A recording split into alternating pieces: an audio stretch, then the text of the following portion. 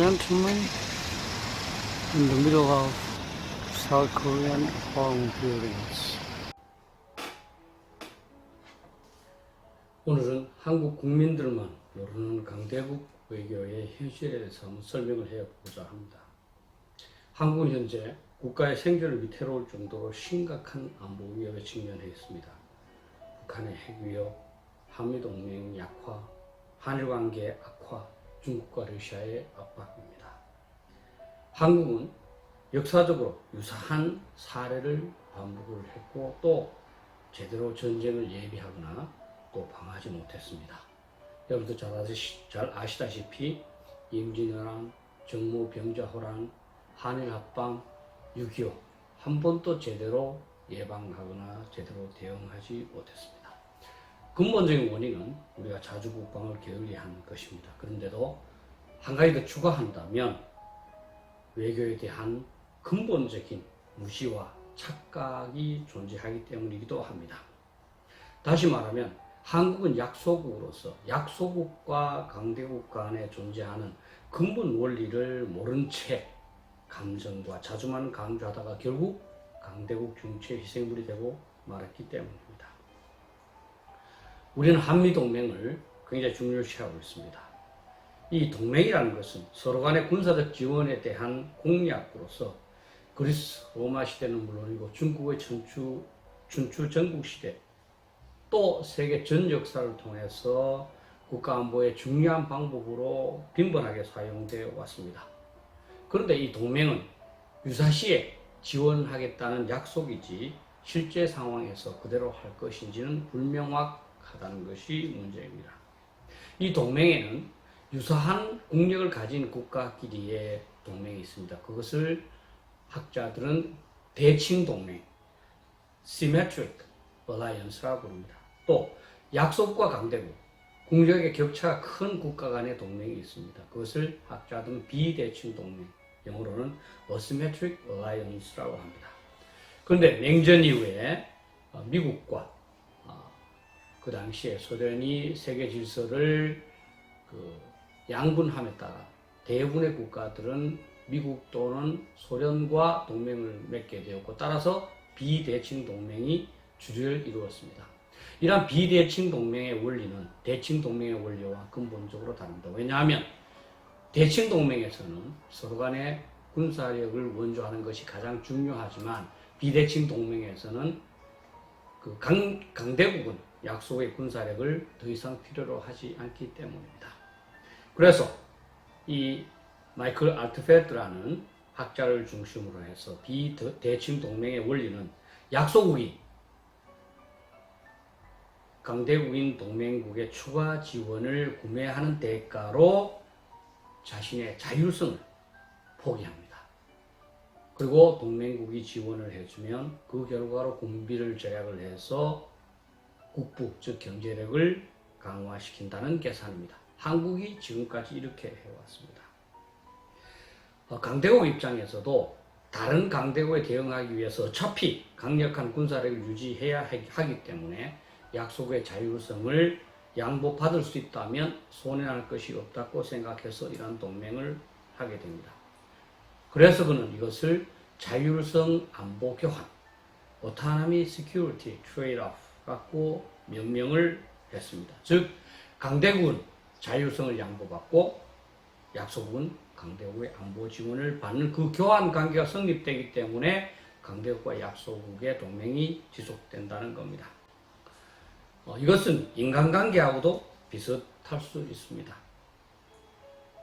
어떤 힘센 친구와 힘이 약하지만 나름대로 기할 수 있는 친구가 동맹관계를 맺을 수 있습니다.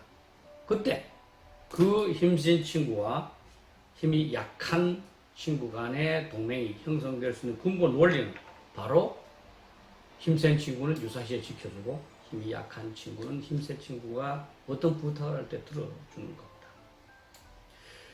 비단 강대국과 약소국의 이러한 관계는 동맹에만 적용되는 것은 아닙니다. 정도의 차이는 있겠지만 강대국과 약소국은 기본적으로 이와 같은 관계를 갖고 있습니다. 즉 강대국은 항상 압박을 하고요. 약소국은 이것을 수용을 해야 됩니다. 중국과 러시아의 경우에 한국을 필요로 하는 정도가 적기 때문에 동맹관계는 맺지 않지만 한국이 순종하기를 바랍니다. 다시 말하면 어떤 지원일지는 모르지만 그들의 기본 전제는 한국이 약소국으로서 중국과 러시아의 요구를 들어주면 자신도 한국을 지원해 줄 수 있다는 그런 태도입니다. 우리 한국이 만약에 중국과 러시아의 요구에 순응하지 않을 경우 그들은 강력한 압박을 사용을 하고 지금까지도 그렇게 해왔습니다. 마찬가지 이것은 인간 사회에도 적용됩니다. 약한 사람은 항상 강한 사람의 요구를 들어야 되고 만약에 그렇지 않으면 강한 사람들은 약한 사람에게 압박을 하게 되었습니다. 이러한 상황을 모면하는 약소국 입장에서 가장 유용한 방법은 자신이 강력한 국력을 기르는 것입니다. 그러나 그것은 약소국의 현실 여건상 어렵습니다. 따라서 나를 압박하는 강대국보다 더욱 강력한 다른 강대국과 동맹을 맺어서 그 국가에게 굽신거리되 압박을 가하는 다른 국가에 대해서는 동맹을 맺은 그 강한 국가에게 요청해서 대신 처리해 주도록 부탁하는 겁니다. 인간관계에서도 마찬가지입니다. 제가 어떤 압박을 받고 있는 사람이 있다면 그보다 더욱 강한 사람과 동맹을 맺어서 그 사람한테 처리하도록 부탁합니다. 현재 한국은 일본은 물론이고 중국과 러시아로부터 강한 압박을 받고 있습니다. 일본은 수출을 규제하고 있고 중국과 러시아는 합동훈련을 하면서 러시아는 우리의 영공을 침범했을 뿐만 아니라 인정 또는 사과조차 하지 않고 있습니다. 그것은 바로 한미 동맹관계가 약화되었기 때문입니다.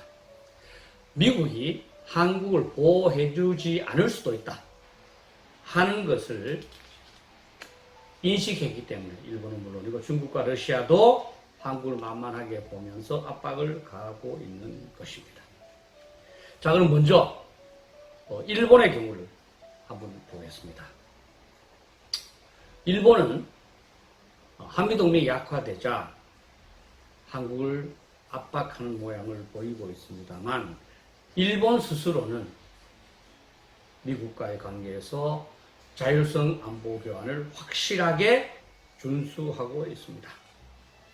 즉 미국이 요구하는 사항에 대해서는 일본은 절대적으로 수용하려고 합니다.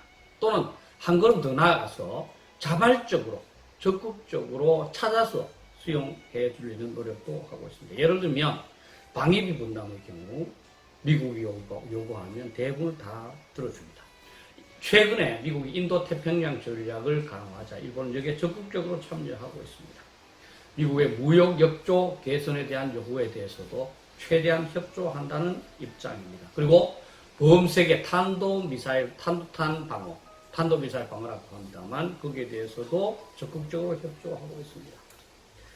그렇게 해서 일본은 현재 안보가 위태롭지 않고 또 중국과 러시아도 일본을 만만하게 보지 못합니다.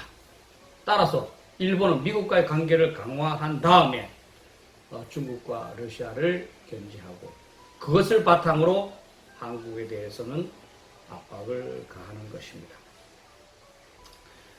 개인의 경우에도 어떤 위기가 처하게 되면 가장 강력한 힘을 가진 친구들하고 잘 살림으로써 그 중간에 되는 친구들을 견제하는 것과 같습니다. 실제 일본은 미국에 대한 태도에 있어서 한국과 정반대이고 따라서 상당한 힘을 갖게 되었으며 한국에 대해서 큰 소리 치고 있습니다. 그러면 일본과 한국을 한번 비교를 해보면 어떻겠습니까? 우리는 방위비 분담 어느 정도 해주지만 한 번도 적극적으로 시원시원하게 해준 적이 없습니다.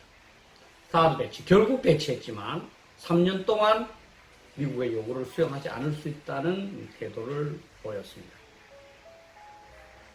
우리는 인도태평양 전략에도 가담하지 않고 있습니다. 미국의 탄도미사일 방어에 대해서도 협력하지 않고 있습니다. 어떻게 보면 미국이 우리한테 잘 해주니까 그것을 당연하게 생각하고 미국에 대해서 별로 신경을 안 쓰는 것 같습니다. 나아가서 우리 한국은 현재처럼 이렇게 국제정세가 요동을 치고 불안한 상황에서도 자주를 강조해서 한미연합사령관을 한국군으로 임명하기를 요구하고 있습니다.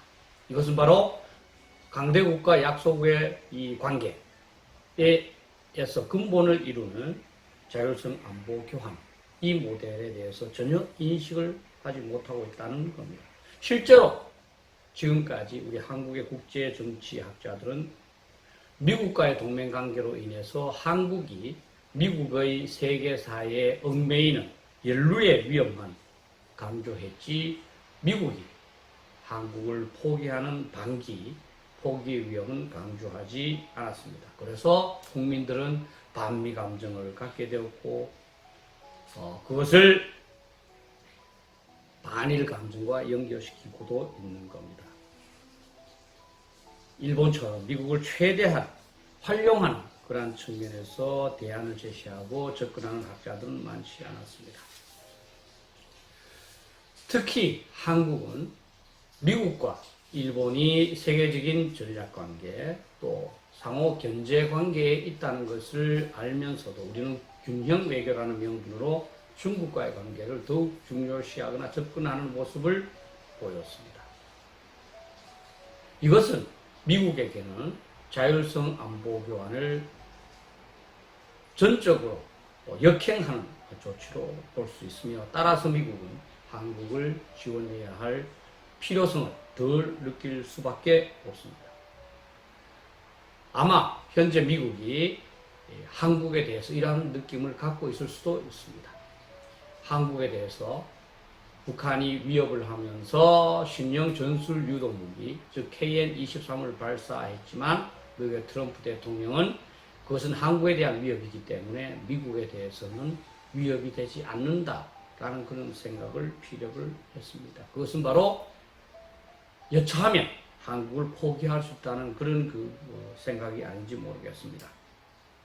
결국 현재대로 한국이 외교 정책을 추진할 경우 한국은 과거 역사와 똑같이 임진왜란, 정묘, 병자호란, 한일합방, 6.25 전쟁과 유사한 비극을 겪을 가능성이 높아집니다. 이제 한국은 어떻게 해야 되겠습니까? 가장 중요한 것은 한국의 정치 지도자는 물론이고 국민들도 한미 동맹의 본질에 대해서 냉정하게 있는 그대로 이해해야 합니다. 한국은 미국의 안보 지원을 절대적으로 필요로 합니다. 그러나 미국은 한국의 자율성 양보가 절대적으로 필요하지는 않습니다. 한국은 있으면 좋지만 미국에게는 없어도 크게 미국의 국익을 손상시킨다고 볼 수는 없기 때문입니다. 그래서 1950년에도 에치슨 선언으로 한국을 방어선에서 포기한 적이 있고, 1977년 출범한 카터나 1989년 아버지 부시 대통령은 주한미군 감축을 위한 그런 계획을 만들기도 했습니다. 결국 한국의 입장에서는 미국의 환심을 사기 위해서 자율성을 적극적으로 양보하는 수밖에 없습니다. 그렇다고 해서 한미동맹이 강화되는 건 아니지만 그렇게 하지 않을 경우 약화되는 것은 분명하기 때문입니다. 이제 한국은 중국과의 관계에 대해서 냉정한 인식을 가져야 됩니다. 전략적 협력 동반자 관계를 맺었지만 그 이후에 좋아진 건 하나도 없었습니다. 그 이후에 2010년 북한이 우리 군함을 격침시키고 또 연평도에 백주 대낮에 포격을 가했지만 중국은 철저히 북한 편을 들었고 우리한테는 전혀 호의적인 그런 태도를 보이지 않았습니다. 중국과 경제협력이 중요하지만 미국과의 안보협력에 비교할 수는 없습니다. 왜냐하면 안보는 개인의 생명과 마찬가지로 국가의 생존에 관한 것이기 때문입니다. 한미동맹 강화를 위해서는 한일 간의 안보협력이 너무나 중요합니다. 한국이 북한의 공격을 받았을 경우 미국이 한국을 지원하기 위해서는 일본의 기지가 절대적으로 필요합니다. 또한 미일 동맹과 한미 동맹이 긴밀하게 연결될 때 한미 동맹은 확고해집니다. 또 한일 관계가 경색되면 미국도 한국에 대한 정책 또는 선택지에서 혼란을 가질 수 있고 선택지가 제한될 수 있습니다. 따라서 일본과의 관계에 대해서는 감정보다는 대화와 타협을 통해서 이견을 해소하거나 또는 지연시킬 필요가 있습니다. 추가적으로 한국은 현재 추진되고 있는 전시작전 통제권 환수 또는 전환, 내용적으로는 한국군 대장으로 한미연합사령관을 임명하려고 하는 조치는 중지되어야 합니다. 왜냐하면 그렇게 되면 당연히 미국은 한반도 방어에 대한 책임을 모면할 수 있기 때문입니다. 자신의 대장이 사령관으로서 책임을 지는 것하고 부사령관으로서 책임을 지지 않는 것하고는 상당한 차이가 있기 때문입니다. 이제 우리 모두는 북한이 핵무기로 위협하는 상황에서 미국이 한국을 제대로 지원하지 않는다면 어떻게 할 것인가를 자문해야 됩니다. 거기에 대해서 나름대로 대책이 있다면 좋습니다. 그러나 대책이 없다면 한미동맹을 강화하는 것은 한국의 생존, 우리 자식, 손자의 미래를 좌우하는 너무나 중차대한 사안일 수 있습니다. 비록 불쾌한 마음이 없지 않지만 현실은 감정에 의해서 달라지지 않기 때문에 자율성 안보 교환이라는 강대국과 약소국의 동맹의 조건을 정확하게 이해하고 거기에 맞춰서 우리가 조치를 해야 한다고 봅니다. 감사합니다.